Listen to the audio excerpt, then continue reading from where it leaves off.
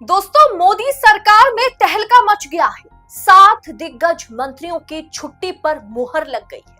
Cabinet में मुस्लिम मंत्री की एंट्री और अब ना आया ऊंट पहाड़ के नीचे। खबर क्या है बताएंगे आगे आपको, तो आखिर तक वीडियो में बने रहिए। नमस्कार, मैं हूं अदिति और आप 4 PM देख रहे हैं।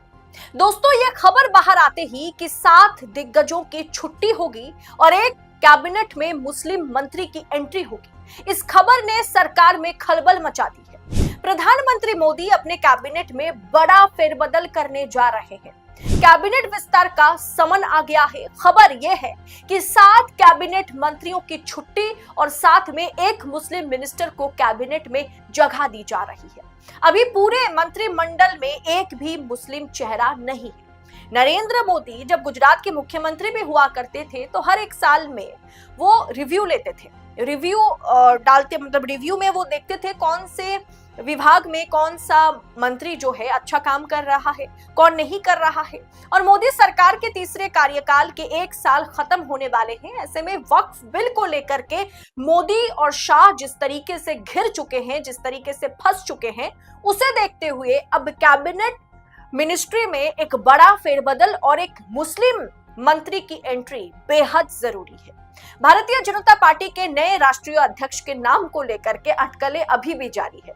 मतलब आरएसएस और भारतीय जनता पार्टी के आलाकमान के बीच, यानी गुजरात लॉबी और नागपुर लॉबी के बीच भाजपा के मुख्य अध्यक्ष कौन बनेंगे, प्रेसिडेंट, राष्ट्रीय अध्यक्ष कौन बनेंगे, इस मुद्दे को लेकर के हामी जो है, या आप कह सकते हैं कि दोनों की मन मुताबिक या दोनों ही एक पॉइंट पर आकर के किसी एक नाम पर मुहर लगाने में कामयाब या सफल नहीं हो पा रहे हैं। किसी को आरएसएस पसंद कर रहे हैं तो किसी नेता को भाजपा खारिज कर रही है। किसी को अगर भाजपा आलाकमान पसंद कर रहे हैं तो उस पर किसी भी तरीके से मोहन भागवत मुहर लगाने को तैयार नहीं है।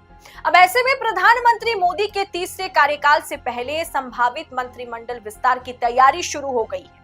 सूत्रों के मुताबिक प्रधानमंत्री मोदी ने अपने मंत्रियों के कामकाज की समीक्षा शुरू कर दी है। दोस्तों, कल देर रात को प्रधानमंत्री और राष्ट्रपति द्रौपदी मुर्मू के बीच एक सीक्रेट मीटिंग हुई, जिसके बाद प्रधानमंत्री और अमित शाह के बीच मीटिंग हुई और अमित शाह और जेपी नड्डा में कम से कम जेपी नड्डा के घर पर 3 घंटे तक बैठकें हुई। 3 घंटे तक मीटिंग चली, जिसमें भारतीय जनता पार्टी के दिग्गज नेता भी मौजूद रहे।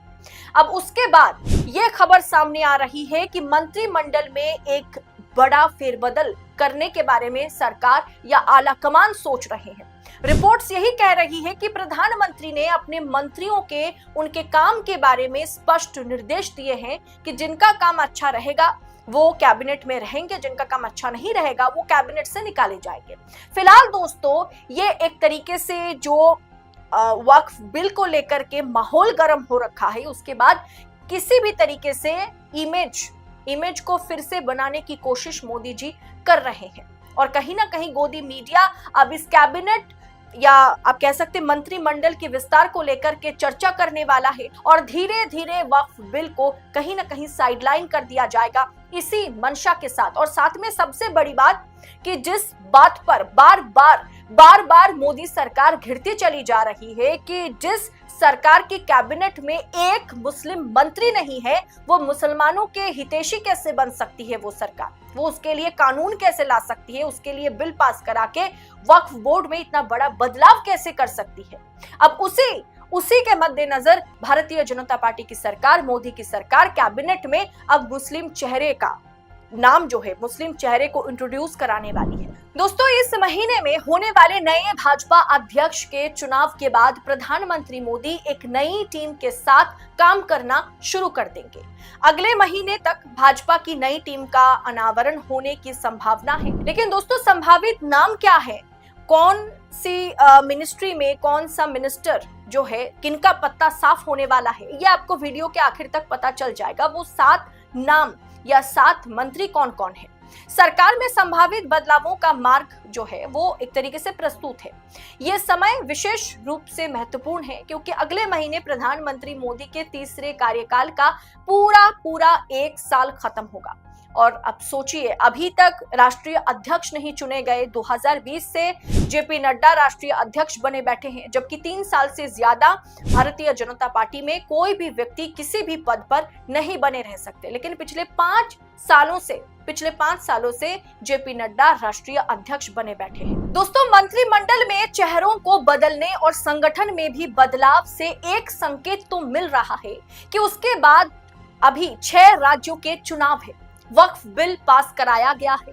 पीएम मोदी ने आज अपने बयान में पहली बार साफ तौर पर कहा है कि मौलवी मौलानाओं के चक्कर में मुस्लिम युवा पंक्चर वाला बन गया है। और उसके बाद तमाम तरीके से वीडियो के जरिए ये साफ कर दिया गया, मोदी जी तक ये खबर पहुंचाने की पूरी कोशिश की गई इंडिपेंडेंट मीडिया द्वारा कि देखिए, पंचर बनाने वाला सिर्फ मुसलमान नहीं है, ऐसे बहुत हिंदू हैं जो पंचर बनाते हैं।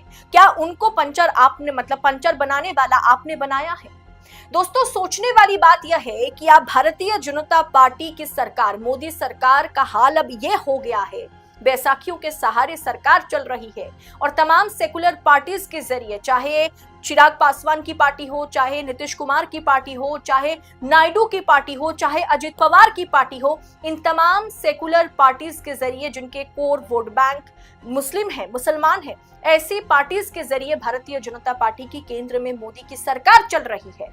अब ऐसे में मुस्लिम चेहरे की एंट्री कैबिनेट में एक मुस्लिम चेहरे की एंट्री सरकार कराने वाली है। मतलब कितना ज्यादा मजबूर हो गए मोदी जी। वो मोदी जी 303 से 240 पर आने के बाद जो बैसाखियों के सहारे सरकार चला रहे थे, अब कोर्ट में जिस तरीके से सुप्रीम कोर्ट में वक्फ बिल को लेकर के मोदी जी घिर गए हैं, उसके बाद ऊंट जो है वो पहाड़ के नीचे आने पर मजबूर हो गया है। इसीलिए मुस्लिम चेहरे की कैबिनेट में एंट्री होने वाली है। मोदी के नेतृत्व में केंद्रीय मंत्रिमंडल में जल्द ही फेरबदल होने की संभावना है, जिसके बारे में मैं आपको बता रही हूं। लेकिन इस फेरबदल में मुस्लिम समुदाय के एक सदस्यों को भी शामिल करने पर विचार किया जा रहा है। खासकर पसमानदा मुस्लिम समुदाय के एक सदस्यों को मंत्री पद मिलने की बात हो रही है। उनको एक मंत्री पद मिल सकता है। यह निर्णय विपक्ष की इस आलोचना के जवाब में लिया जा रहा है एक तरीके से कि मोदी जी की मंत्रिमंडल में कोई भी मुस्लिम चेहरा नहीं है। अब दोस्तों, राज्यसभा से सांसद गुलाम अली खटाना और पार्टी के अल्पसंख्यक मोर्चा के राष्ट्रीय अध्यक्ष जमाल सिद्दीकी के नाम पर चर्चा चल रही है। लेकिन अब मैं आपको बता देती हूं कि किन मंत्रालयों में फेरबदल हो सकता है। किन किन नेताओं की, किन किन मंत्रियों का पत्ता साफ होने वाला है। अंदरूनी सूत्रों के अनुसार अल्पसंख्यक मामलों का मंत्रालय संभाल रहे किरण रिजिजू के पास, ये मंत्रालय माइनॉरिटी मिनिस्ट्री जो है वो किरण रिजिजू के पास है, उसे किसी नए चेहरे को सौंपा जा सकता है। यानी किरण रिजिजू का पत्ता साफ हो सकता है। सूचना एवं प्रसारण मंत्रालय में भी नेतृत्व परिवर्तन की उम्मीद है, यानी अश्विनी वैष्णव का भी पत्ता साफ होने वाला है। इस फेरबदल का असर शहरी विकास, जो कि मनोहर लाल खट्टर के पास है, ये फेरबदल जो है वो शहरी विकास मंत्रालय में भी होगा, यानी मनोहर लाल खट्टर की भी छुट्टी हो सकती है। पेट्रोलियम एवं प्राकृतिक गैस यानी हरदीप सिंह पुरी की भी छुट्टी हो सकती है। इस मंत्रालय में भी फेरबदल किया जाएगा। कानून एवं न्याय मंत्रालय में भी फेरबदल हो सकता है, परिवर्तन हो सकता है, यानी अर्जुन राम मेघवाल की भी छुट्टी होने की खबर है।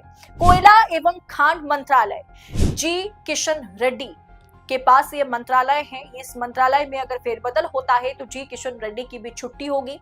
इलेक्ट्रॉनिक्स एवं सूचना प्रौद्योगिकी मंत्रालयों पर भी पड़ सकता है असर, यानी इसमें भी फेरबदल हो सकता है। ये मंत्रालय, ये मिनिस्ट्री जितिन प्रसाद के पास है, यानी जितिन प्रसाद की भी छुट्टी की संभावना है। इसके अलावा एक व्यक्ति एक पद के नियम को सख्ती से लागू करने की संभावना है, जो भारतीय जनता पार्टी के आलाकमान इस बार करने वाले हैं।